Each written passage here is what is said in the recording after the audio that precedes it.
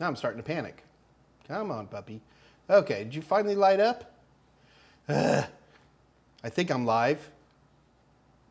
I'm pretending to be live. Am I live? Finally light up? I think I'm live. Okay, I think we're finally up and cooking. Am I live? There we go. Hey everybody, it's Mike Meyers, and welcome to the Wednesday edition of the Mike Meyers Ask Mike Anything. The goal of this live stream is to provide those of us who are isolated by the coronavirus an opportunity to continue our studies on IT certifications. And we concentrate primarily on CompTIA certifications, IT Fundamentals, A+, Net+, Security+, but we can certainly move outside of that on an as-needed basis. So the goal here is you ask me questions and I answer them. So in order to ask me questions, you need to take advantage of the chat window here at the Total Seminars channel. So at the very top of the chat window on your browser there, you might want to take a look where it says Top Chat. Change that to Live Chat. And then also to the right of where it now says Live Chat, you'll see the three dots. Go ahead and be sure to toggle the timestamps so that we can see the timestamps, so you can see them. That's going to help with questions and with giveaways later. And the other thing you might want to consider doing is go ahead and pop it out. I meant the chat window, people. Goodness sakes. Anyway, so go ahead and have that out and ready. A lot of times I find that convenient to actually pull the chat window out of the browser itself. Okay, so if you got all that in mind, welcome aboard. So we start here at 2 o'clock Central Standard Time, and we go till about 3 o'clock Central Standard Time, or until the questions run out. So it's really up to you guys. As long as questions are being asked, I'll continue on. We can run past 3 o'clock, and sometimes we do if the questions are hot and heavy. But do keep in mind that we generally run till about 3 o'clock. So let me get some of the important information.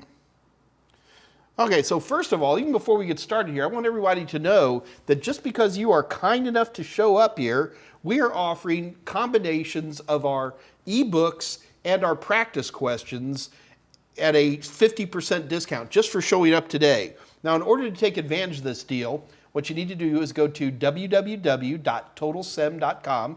That's TOTALSEM.com.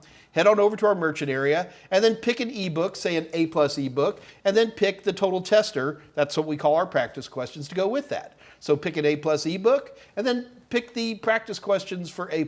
Or maybe you're a Net+ person. You can do it with Net+, Security+, all kinds of different opportunities out there. And go ahead and just put an ebook and the practice questions in your cart. And just before you check out, all you have to do is type in the code BLUE. That's BLUE. Just type that into the coupon code and you get half off, which is ridiculously low prices for this stuff. And so you're basically getting a free book out of the deal. So please take advantage of that. Keep in mind, I got lots of great guys helping me out here. We got Dave Rush and Scott Jernigan. Scott Jernigan will not be with me today. He's been exposed to the coronavirus, so he's hiding in his little bubble in his house. And so we will be seeing Scott again, hopefully next week. What else do we have before we get on to questions today? Do keep in mind that Dr. James Stanger from CompTIA is going to be on next Wednesday. That's going to be December 8th. This is not something you want to miss. James is a heck of a guy. He's a great tech, first and foremost. And so he's not afraid of technology. And him and I, theoretically, we're going to be talking about edge routing, but knowing James, we can go almost anywhere with that. So it's definitely going to be an episode you do not want to miss. So that'll be on the 8th. Then quarantine, that's the magic word. I can't remember the word quarantine. All right, so first of all, let me give you guys a couple of life lessons. Life lesson number 1. If you're trying to stay calm and mellow, which for a type A like me is hard to do, so in order to stay calm and mellow, a lot of times I'll just try to watch a YouTube video or something. And I stopped watching the political ones because those got me all wound up. And I thought, I'll just take it easy today. I'll just watch what comes up. Oh, here, Hell's Kitchen. God. Do not watch Hell's Kitchen. I've been watching Hell's Kitchen until about 5 minutes before this this episode started. Now I'm all like, you donkey. And my nose itches even worse. I don't know. think I'm allergic to British television or something. All right, so let's jump in here. Oh, also do keep in mind, guys, that if you're a little bit shy, you don't like asking me questions directly, you are always welcome to just send me an email to my email address. I'm michaelm@totalsem.com, and you can send me an email that way. It's a little slow for me to respond to emails these days, folks. I'm not going to lie to you, just because I'm getting buried by emails, but I will get to them, I absolutely promise you. If you're a gamer, I'm Senor Pepe, and then if you're just about anything else, I'm Desweds. What does Desweds mean? Well, take your keyboard and type Desweds. You can type Desweds and not even take your hand off the mouse. Okay, so let's dive back in. What do we got here, question-wise? Who do we have here? Tolowit, Alan Duggan, Scott Jernigan, Connor, Andrew Hutz is stuck in traffic, but he will ask some ridiculous questions. That's always good. Oh God, Tolowit, should I even read this?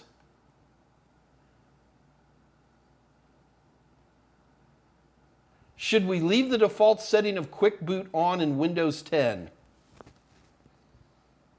Quick Boot. The only thing that I know Quick Boot does for sure, and you know what? This is one of these where I'm going to have to research it. Let's start with the right answer. I don't know everything that Quick Boot does, but I do know that Quick Boot definitely skips a memory check. It skips the big splash screen initial boot. It's more than that. I'm not filling it all out. I don't use Quick Boot. I'm not against it. I just don't use it.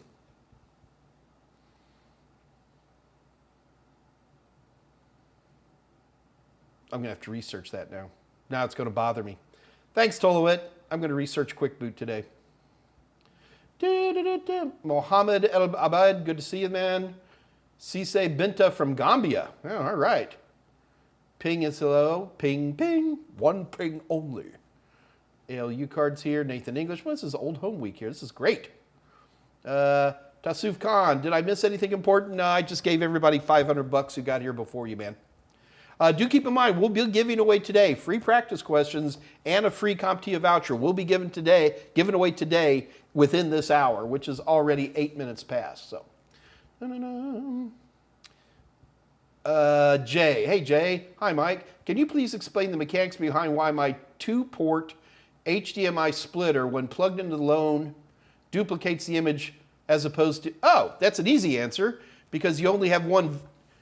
You only have one video card. That's the thing you got to remember, is that unless your video card itself has separate ports, that HDMI is outputting one output.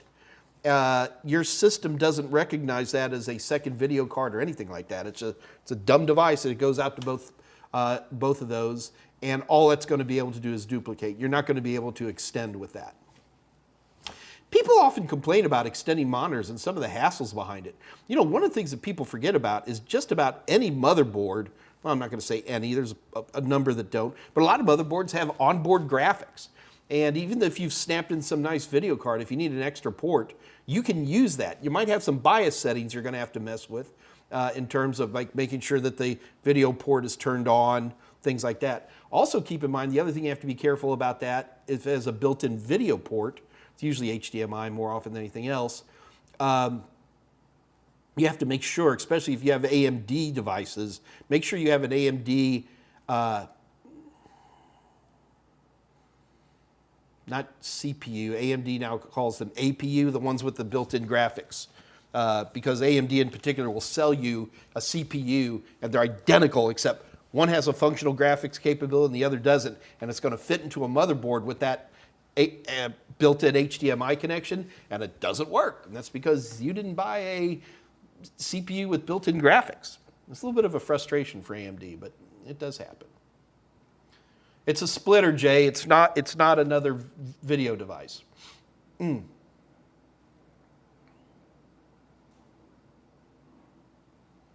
hopefully I got the answer for you. CM Biker, taking Mike's Udemy course at the moment. Can't say enough good things about it. Cheers, Mike. Thank you, CM Cheers, CM Biker. There we go. Scott Jernigan, quarantine is awesome. Andrew Hutz, would you rather be limited to using HDDs for the rest of your life or never exceed 16 gigabytes of RAM? Never exceeding 16 gigabytes of RAM would be far worse. Honestly, there's nothing wrong with hard disk drives. I used them for over 30 years with great happy. I still use them today on some of my systems. Solid state's fun. And Andrew Hutz is probably just teasing me anyway, and I'm taking that seriously. Okay, JM, now we'll get some good questions. JM, I'm currently reading your Network Plus book, and I'm a little confused with native VLANs. Can you explain what they are, and what is a native VLAN port? Sure, okay. So if I've got a switch, and it's a VLAN-capable switch, the thing that people forget about switches, if you have a switch that is capable of doing VLANs, it comes out of the box already programmed for a VLAN. That means every one of the ports in your switch are already set to a VLAN, which is usually called VLAN 1 or simply the native VLAN. So what happens is with a lot of people, when you start playing with switches initially that don't have VLAN capability, you just plug in and they work, and that's what switches do. That's great. But if you have a switch that is VLAN capable, it's not like you turn VLAN capability on or off. It's always on, except if all of the ports are pre-programmed to the same VLAN, VLAN 1, it's going to act, as far as you and I are concerned, like an unmanaged switch. So native VLAN is just a built-in VLAN that everybody's pre-connected to, and it's almost always VLAN 1. What about VLAN 2? VLAN 2 is not a native VLAN. You have to create that. You have to set up VLAN 2, and you have to assign ports or MAC addresses or whatever you're going to do. Therefore, it's not a native VLAN. VLAN 1 works out of the box.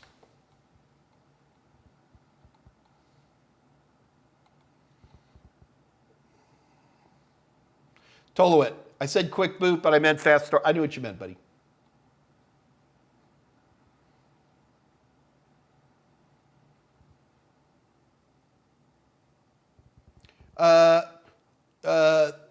This is 207, Theodorus Georgalis. Well, that's a heck of a name. Hello, Mike. I saw that you published the N1008 book. Why aren't the Network Plus videos up there? Don't know what to tell you. We finished the production on that. It's my understanding 2 weeks ago we were done. I don't know. I have zero control over such things. But it should be very, very soon. Andrew Hutz, I went to Micro Center and now just impulse bought a Raspberry Pi Zero 2W with no actual plan for it. Am I a real nerd now? Oh, Andrew, you've been a real nerd for a long time, my brother. That's just a manifestation. Ba-ba. Andre, hey guys, sorry I'm late. There is, put the kids to bed. That's right. When you're in Belgium, it's later. It's my buddy Rahabar. Do we need to know the difference between Windows 7, 8, 9, 10 for CompTIA A Plus Core 2? Any advice? Memorize Windows 7 and Windows 10. You might miss a couple of questions, but the amount of studying to get all of the Windows 8 and 8.1 in my opinion, if you're willing to take a chance and potentially miss a question or two, just get comfortable with Windows 7 and Windows 10.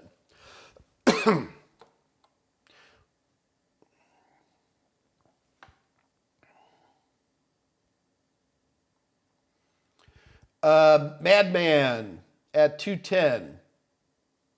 Is there an easy way to remember the different ports? Yeah, use them all. Honestly, get a copy of Wireshark and run Wireshark and actually watch the different ports is one thing to do. Or let's say you want to learn about port 22. You know, don't just sit there and memorize it. Port 22 is SSH. Bleep, blurp, blurp.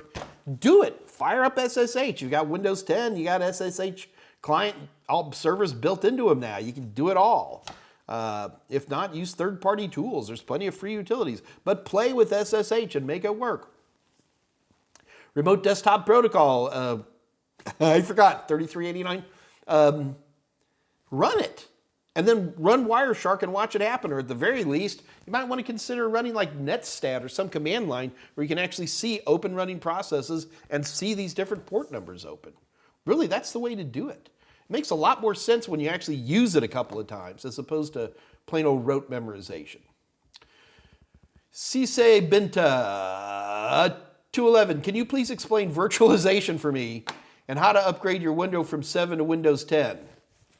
Cisse, come back on Monday and I'll do virtualization for you. But for right now, how to upgrade your Windows from 7 to Windows 10? Purchase a copy of Windows 10. And when you get the copy from the store, it's going to be a USB thumb drive, and you shove it in. And you either boot to that thumb drive, or you can run the auto run from that thumb drive.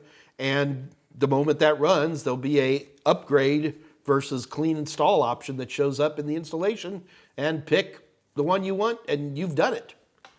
Now, Cisse, I know darn good and well that that's not the question you're asking me. You want something else. So, Cisse, here's where you need to start developing your question a little bit better. And Cisse, the reason I'm avoiding your virtualization is just because it's a long question. I think that we probably have an episode. Oh, Dave Rush on the ball. Cisse, take a look in the chat window at 214. Dave Rush has a thing for OSI and TCP/IP model that's will probably help you a little bit. Anthony Flores, hey Grandpa, how you doing? Just fine. Grandpa, I can kill you with this finger.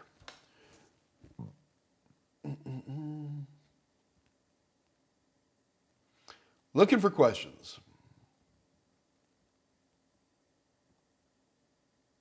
Guys, I'm very disappointed to hear. I have assumed that the Network Plus has been posted to our customers. And I'm very sad to hear that it's not.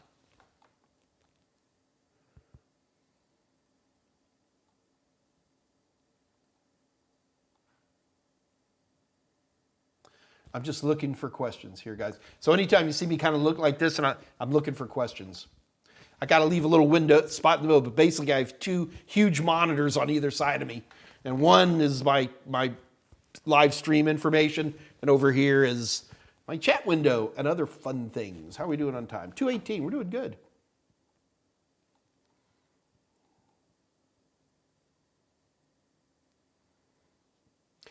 Okay, Cisse, the one thing I will say about virtualization that's important is that virtualization means to make one computer look like a separate computer from the operating system's standpoint. So virtualization starts with this thing called a hypervisor.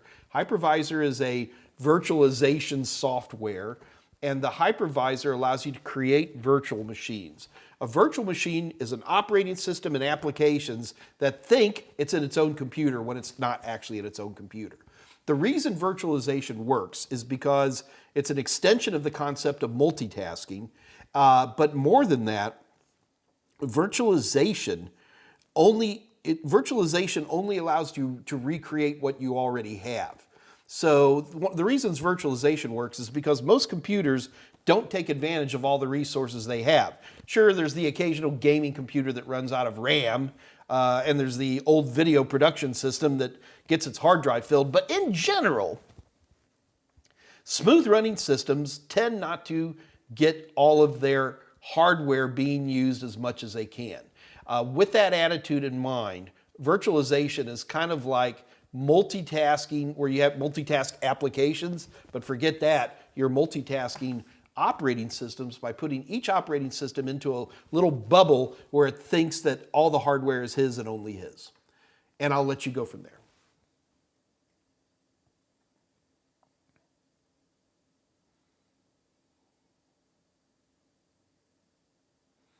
I will take my Core 2 A+ assume people usually do not pass in the first attempt. I disagree. I think the majority of people pass on their first attempt. I don't know why you say that. Because it is tough.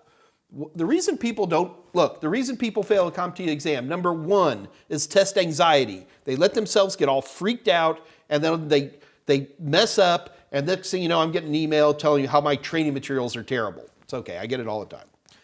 Number two reason is that people know too much. They add too much complexity to CompTIA questions, and they try to think that 2 + 2 = 5 for very large values of 2. The number three reason people don't pass CompTIA exams is they don't know enough. Look, if you use videos, if you use practice questions, if you have a book, you have all the tools you need to pass. And this isn't just for my stuff. This is I wouldn't even leave it to IT, but almost any certification. With those three tools, you're going to pass. I know there's always somebody out there who goes, I didn't need any of that garbage. I did it with nothing but a coconut and some bobby pins. Oh, well, good for you, man. But the reality is after doing this for coming on 30 years now, I've learned that those are the three things that pretty much assure that the vast majority of people are going to pass. The tool you use to gauge if you're ready or not are practice questions. My practice questions, you can even change the percentage in there and all that, but in general, with mine, if you're passing my exams, my practice exams, you're going to pass the real McCoy. The vast majority of the time that I have met people who failed the exam, they were either all wound up, terrified, test anxiety, they were some super smart rear end who just made things a lot more complicated. They didn't study enough. Those are the three things. And you should be using practice questions to be a gauge as to while you're ready or not. You know what? I'm going to add another reason people don't pass, because it's kind of a corollary to number three, and that is they don't study long enough. They make mistakes, or they've scheduled their exam 2 weeks away. I tell people most of the time, if you're completely prepared and ready to go, then I'd say 2 weeks to 30 days. But for most people, you schedule the exam a few months in advance. You're like, well, wait a minute, Mike. When do I, a few months advance of what? Of when you take the test. Well, Mike, I haven't just barely started studying. Yeah, I know. Heat and pressure makes diamonds, baby. Sign up for that exam, and then all of a sudden you're like, oh, I got to take this exam on March 1st, 2022. You'll study.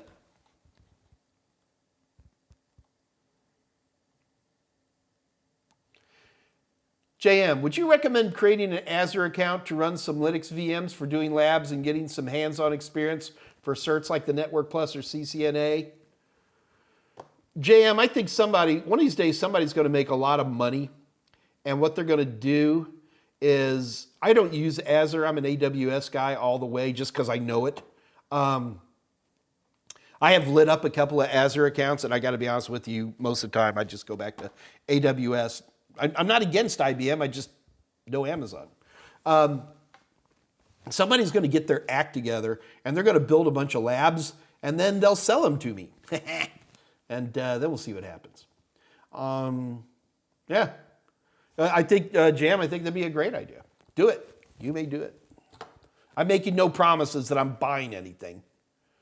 I've said stuff like that before, and somebody whips up a piece of crap in a Word document, and they're like, here you go. Here, you said you'd pay somebody. Yeah, I ain't paying you for that garbage, man.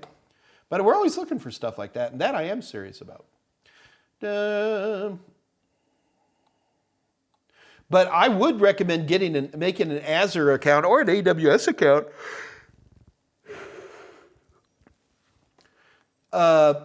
More to be comfortable with cloud computing.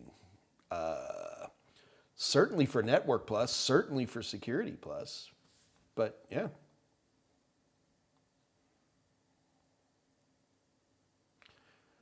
Anthony Flores, hey Grandpa. Oh man, dude. I don't want to kill you, Anthony, but I feel I owe it to you. Alec Forbes, hey Mike, just did Network Plus prep on LinkedIn, which I guess is a little older.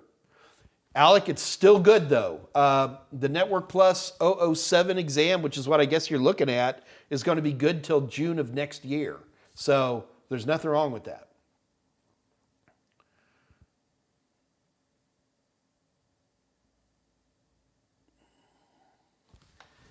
RE Mobile talked RE 4G and LTG on 5G now, and I see RAT and 5G. If you're going to take the N10007, you don't need to know anything about 5G. If you're going to be taking the N10008, both of these exams are available right now, by the way.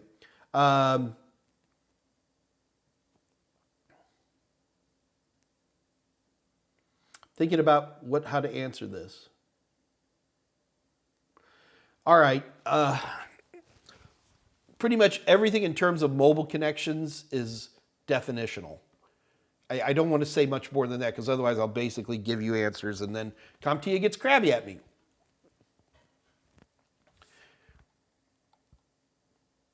We're going to leave it like that. Sorry.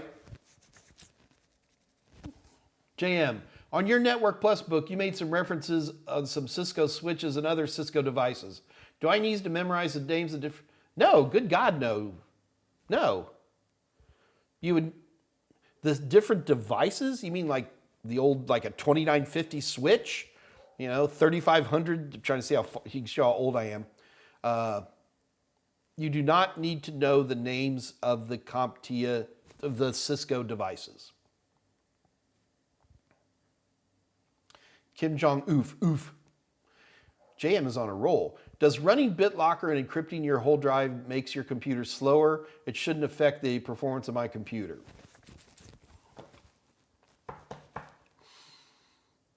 It affects the performance of your computer.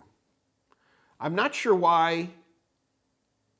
Oh, you got to be careful, JM. You said, does running BitLocker and encrypting your whole drive? So I'm assuming you're saying I'm running BitLocker. Or are you talking about you're running BitLocker and NTFS encrypting file system? That would be a bad thing to do. It wouldn't be a smart thing to do. In my experience, BitLocker does not Mark 1 eyeball noticeably make my system run slower. Leave it at that.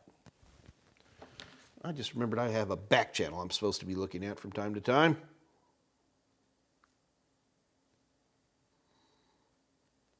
Oh my goodness.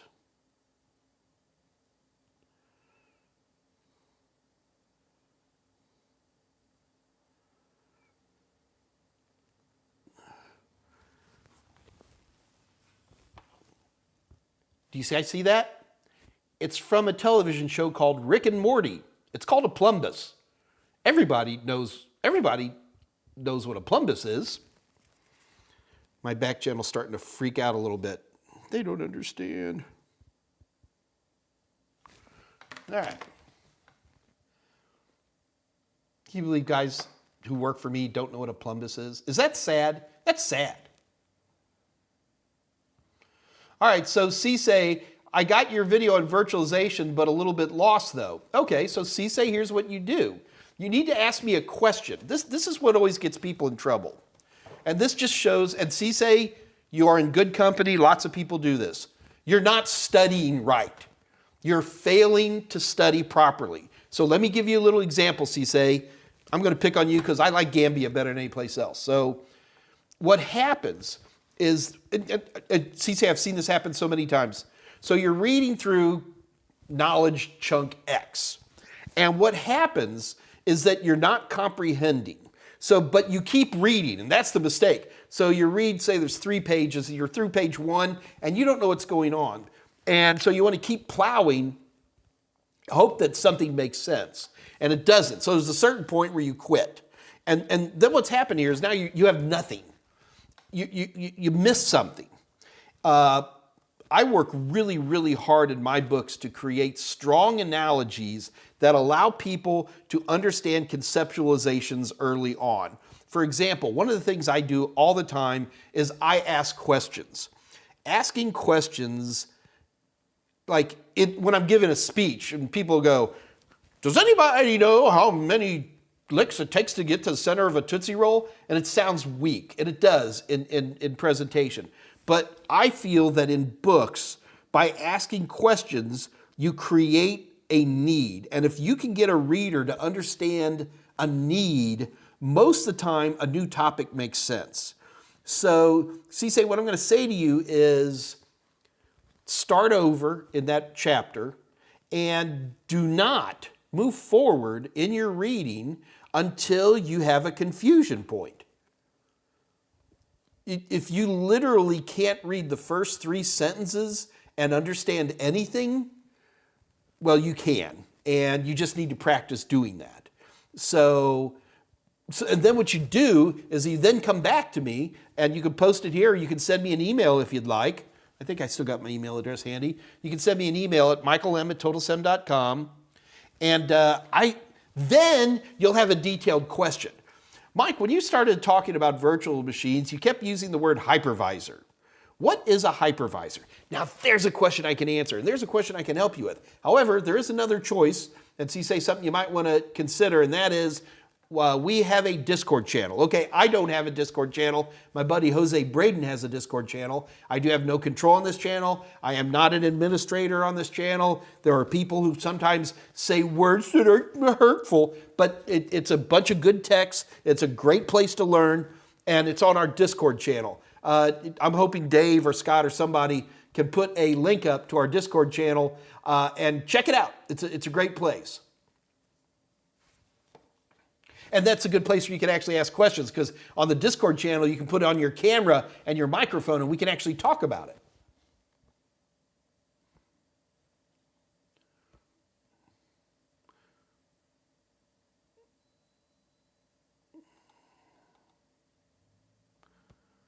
Is there a good way to get down DAAS, PAAS, IAAS, and SAAS? What the heck is that? Is DAAS desktop as a service? Pretty sure it is. One moment, please.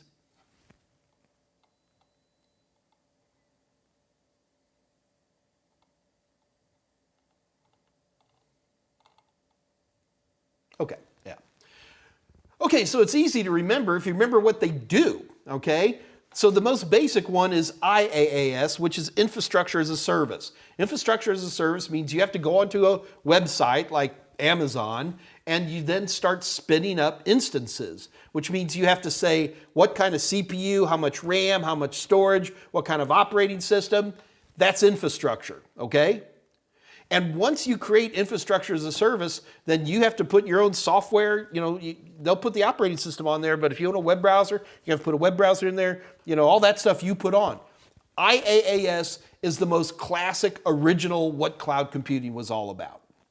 But in the last 10 years or so, things have changed a little bit.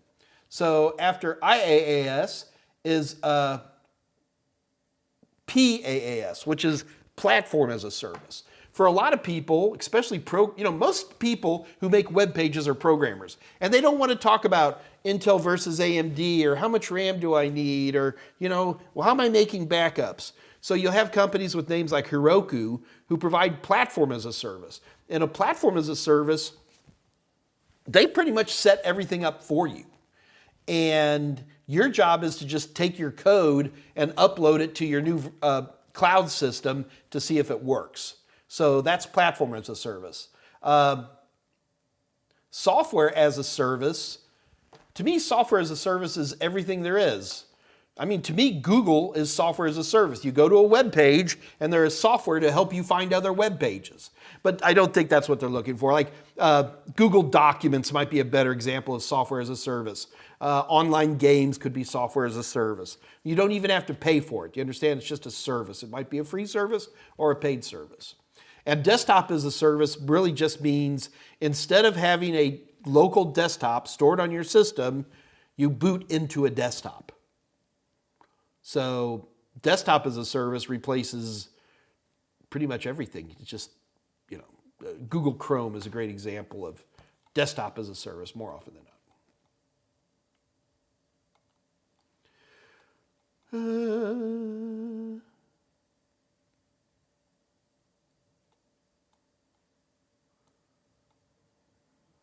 So whenever I turn my head like this, folks, I'm just looking for questions.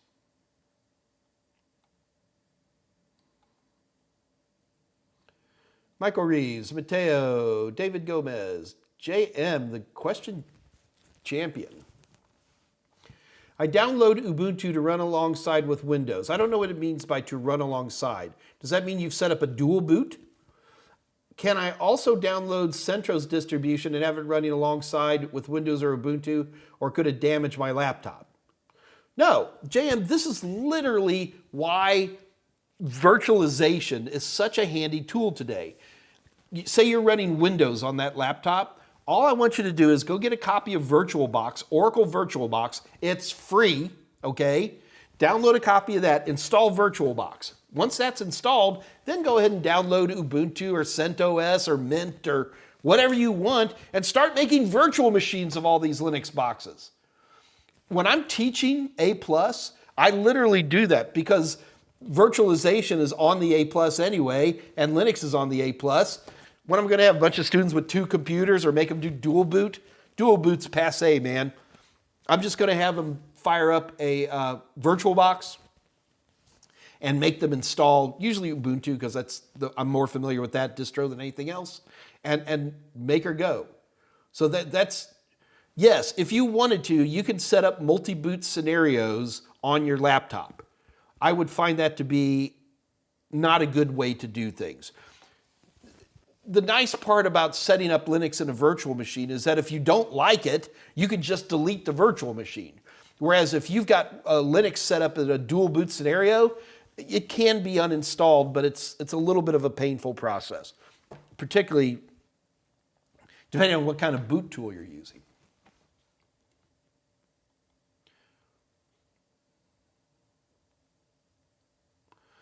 If you have access to some capable hardware, do you see a benefit in running Type 1 hypervisors? Yeah. To me, the biggest benefit of running a Type 1 hypervisor is that the vast majority of hypervisors that work for a living out there are Type 1.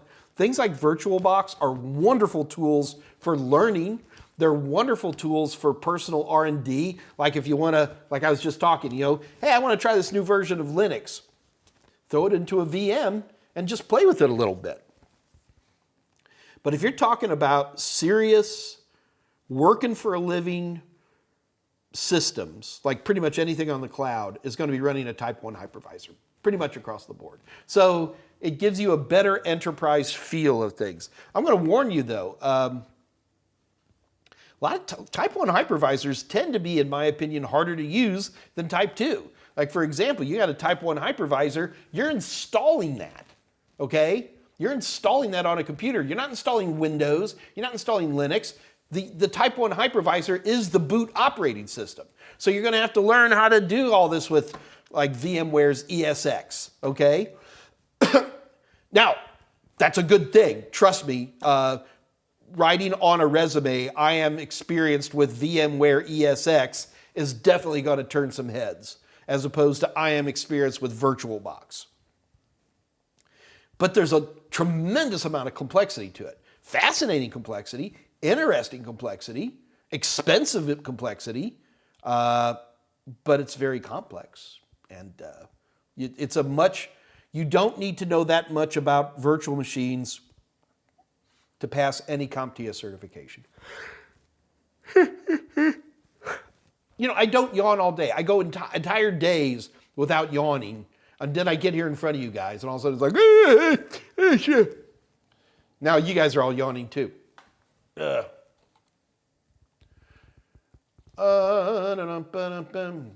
right, I'll tell you what, guys, let's have our first competition of the day. We're going to compete right now for practice questions.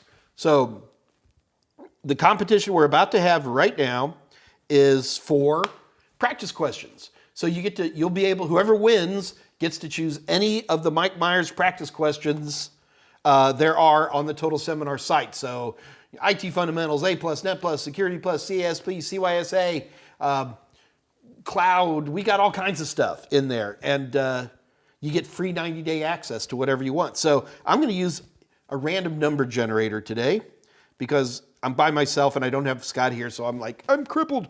All right, so let me fire up a random number generator. All right. Here's how you compete. You enter a number into the chat window. The number will be between 1 and 10,000. Whoever is closest without going over wins. So I'm going to, right now, I'm going to write down 1 in 10,000, right? Okay, so I had to give it a seat. Okay, I have a number. Folks, starting now, type right in, we are at 228. Okay, right now, start typing in a number between 1 and 10,000. Whoever is the closest without going over wins. I'll give you a clue. Nobody's typed in the number yet.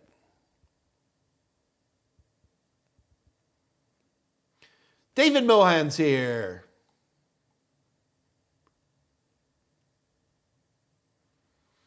Oh God, Connor. 7 plus 4 is 11 times 6, 66. 64, 32.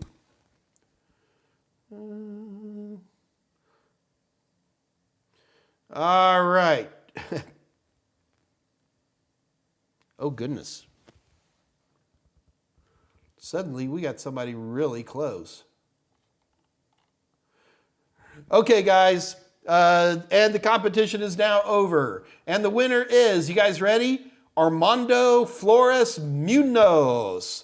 Armando, you are the winner. So Armando, in order to claim your prize, you have to send us an email. Armando, you must send an, oh, I'm sorry, the answer was 8765. So Armando, you have to send an email to kathy@totalsem.com. Armando, you must do this, kathyy@totalsem.com. Armando, you must include in the body of this email your YouTube name, which looks to be like Armando Munoz, so put that in there, and then let Kathy know which practice exam you wish to have. And that's all you got to do, and you get free 90-day access to any of our practice questions. Congratulations to you. Armando Flores Munoz. David Mohan, we done? We done. All right, let me go back up, see if I missed any critical questions. Philip Hoover, 30 years using your books. Really, Philip? Wow, because I've been writing books at just about 30 years, so.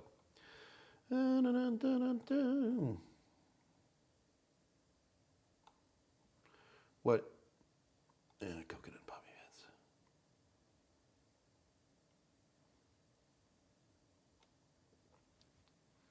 Alec Forbes, right next to Pickle Rick. Damn Skippy, well done.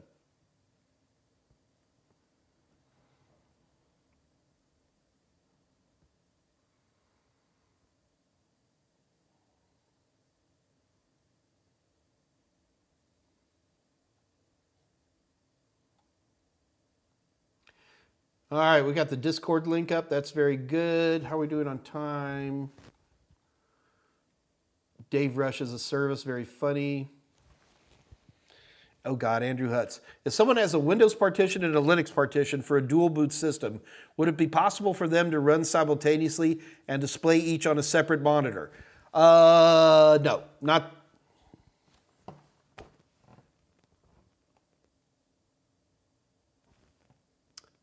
I don't think so, Andrew, because the downside to dual boot is that dual boot still requires a primary boot, even with UEFI. You still have only one can be booted. Yeah, you cannot do that. Not in a dual boot scenario. You could do that in virtualized scenario quite easily with a hypervisor.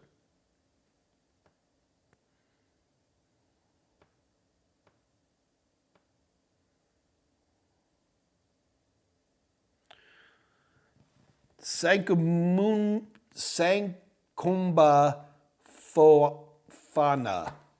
Hey Mike, do you recommend using Windows 11 to lab computer core 2? No, do not use Windows 11 for the current A+.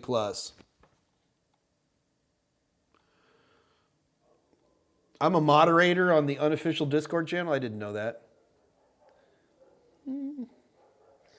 Hector Pinelli. Hey, Mike, how you doing? Hey, Hector. All right, we're looking for questions here, guys. Brett Ariola. Hey, Mike, will you be doing an N10008 video training course? I finished the production on that 2 months ago. Brett, I'm very surprised. I thought that had all been posted, and I am disappointed to hear that we still haven't got that out.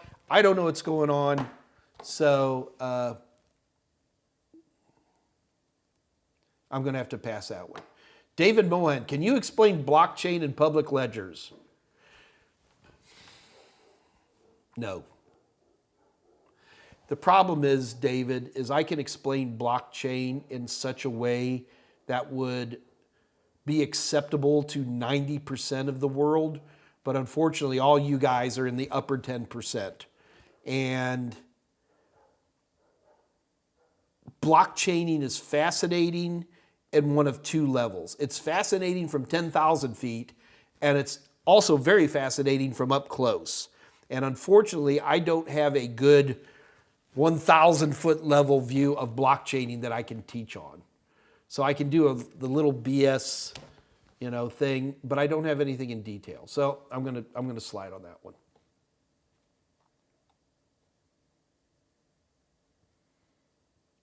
Michael Reeves, would you recommend a pay monthly per user or buy installed version of Microsoft products?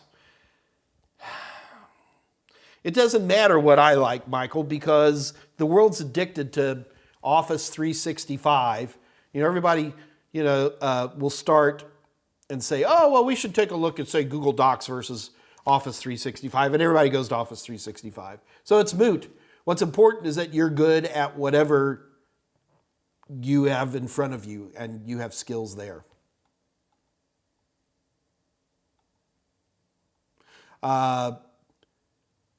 I buy installed versions of Windows, and I buy monthly per user of Office 365. Certain ones you don't have any choice on. I know you said Microsoft, but a lot of people only do it one way or the other.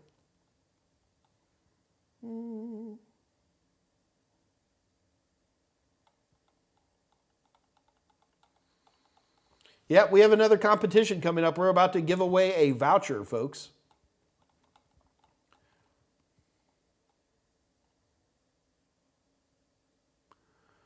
What did Armando... Oh, Armando won that competition. Yes.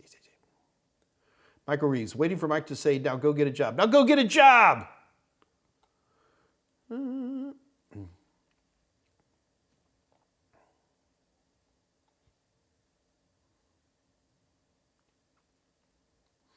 David Mohan, hey Mike, if you're looking for questions, just type Control F and type question mark. Thanks, David. John Martinez, does having A+ certification make it easier to have a career in tech? Been one for 36 years since age 6. That is an early age to start working, but I've never worked for a major tech company. I'm studying from A+. Sure, John, I mean, it helps. What I need to stress to you is that a certification is not like a college degree, okay? You have a 4-year bachelor's degree in a STEM course, in a STEM study, I pretty much guarantee you can get a job in IT, pretty much across the board.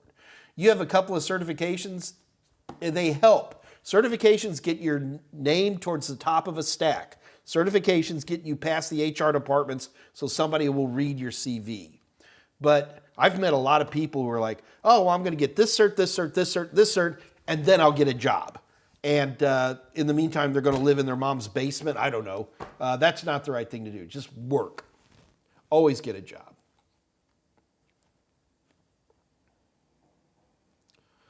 Red Tuber, anybody use Android Enterprise Essentials? I don't even know what that is. I'm going to look this up real quick. Android Enterprise Essentials.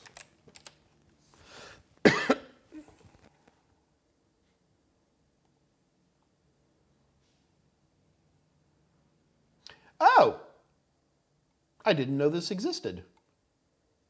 I knew what they had before this. Android Enterprise Essentials is basically just a mobile device security system. So like if you're issuing a bunch of people smart Android devices, you can actually change their software store to say what they can install or not install, stuff like that. Yeah, unfortunately, Red Tuber, we probably would not go. That's a little deep for where we're at. So I don't know, you might be able to talk Dave Rush into it or something, but he's crazy like that.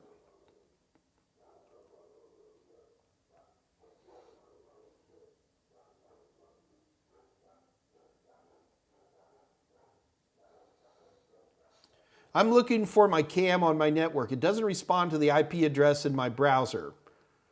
I don't understand what you mean by it doesn't. So like most webcams have built-in web browsers. I'm sorry, built-in web servers. So to get to my cameras, all I need to do is open up a web browser, type in the IP address, hit enter, and then, assuming that it doesn't need add-ons or anything like that, it just shows up. Poof. So if I'm looking for a cam on my network, like I can't even ping mine because I've turned ping off on all my cameras. I don't want people messing with that. The only way I can get to my cameras is through a browser, and even then I have to use a very specific port number because I don't like using default port numbers for those kinds of things.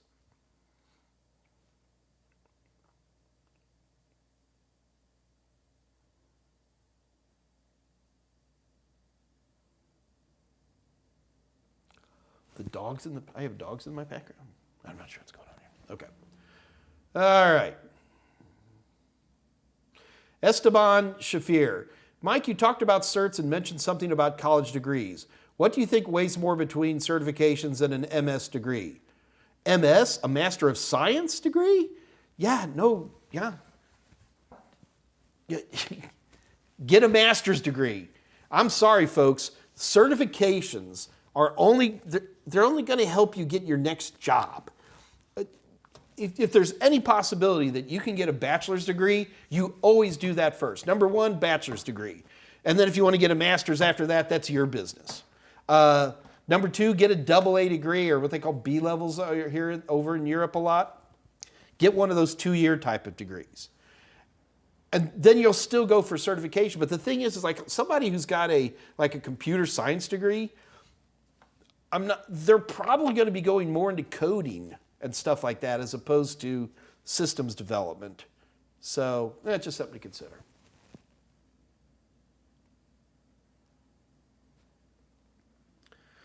How long did it take you to film for Security Plus 601? It has so many objectives. David, it usually takes me between a month to sometimes as much as 3 months to film videos for different stuff. The thing is, we also like to keep, like if there's something from a previous series that's still good for the current series, I won't reshoot how to do DHCP because I did it great 3 years ago or 6 years ago. There's a certain point when I just get so ugly that I have to reshoot it just because I don't look the same as that guy. But as short as a month, probably mainly a month, 2 months.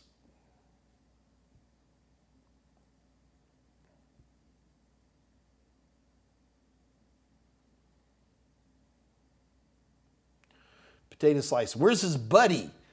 My senior editor-in-chief, Scott Jernigan, he is hiding from the corona.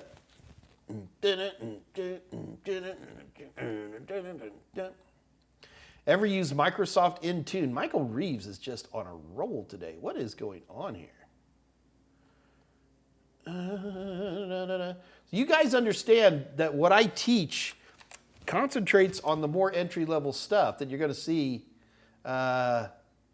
Oh boy, yeah, I know what Intune is. No, I do not use it. I do not use Intune. Ping, how to make coding not fry my brain? Well, that's what it does, Ping. You make good money, but, you live alone. All right. Can you do an impression of Scott? I'd have to lose a lot of weight and make hair grow.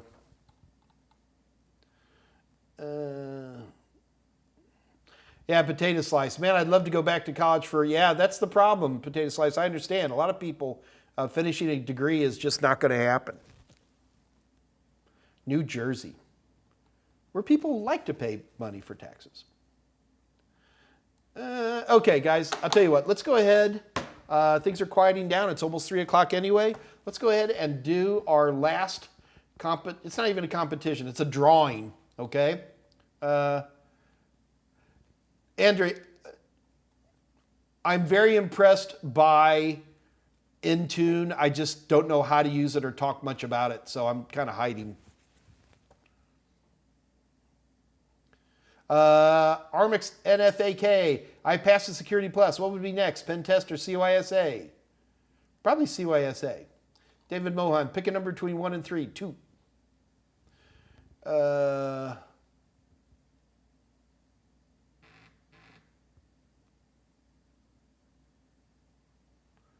John Martinez, living in the Bronx. All right.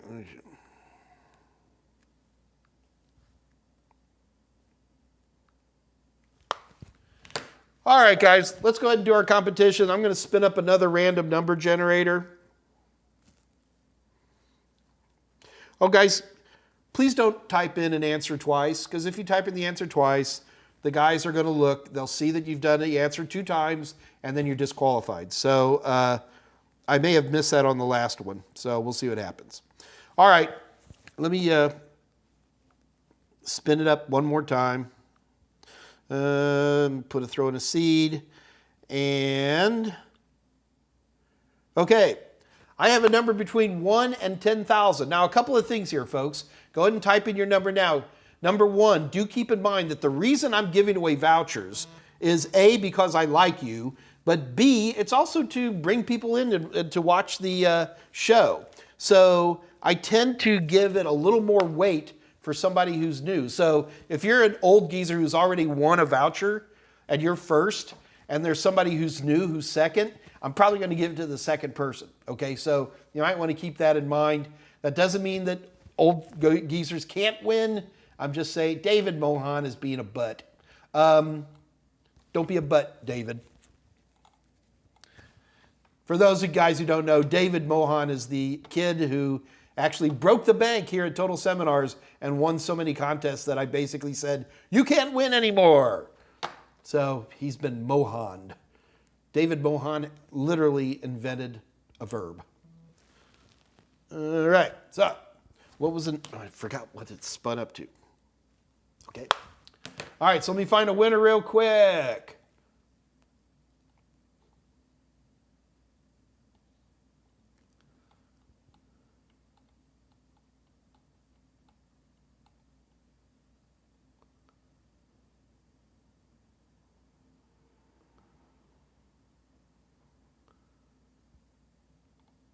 Sorry, guys. There's a few people who are kind of close.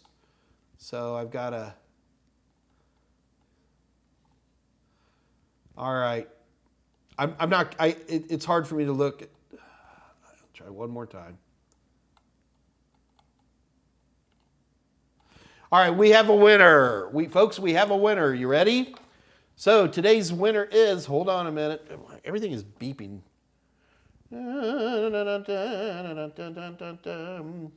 All right, who's our winner, Mike? Who is it? Who is that winner?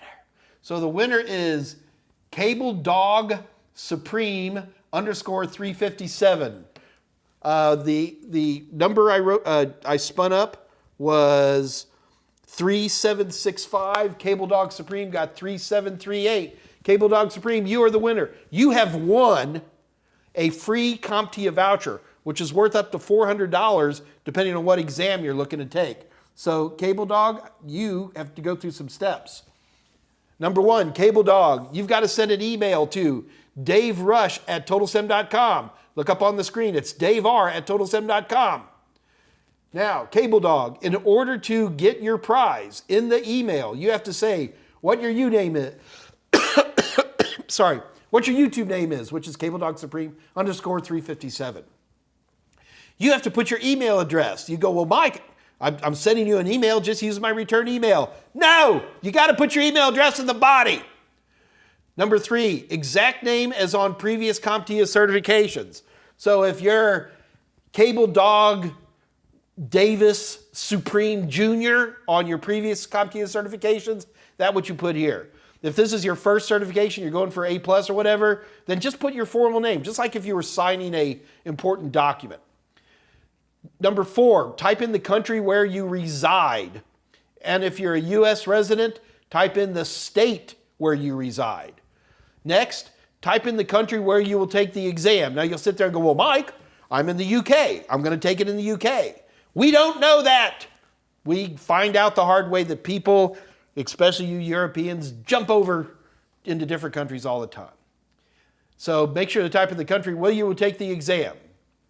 And then last, type in the exact exam number. For example, if you're going to take the A+ Core 2, type in A+ 220-1002. Don't just type in A+, because we don't know what that is. Now don't panic if you don't have that all written down. I'm sure Dave Rush has already put all that information there in the chat window for you. It is on you to send an email. If you wait 2 months, we're not even going to remember who you are, okay?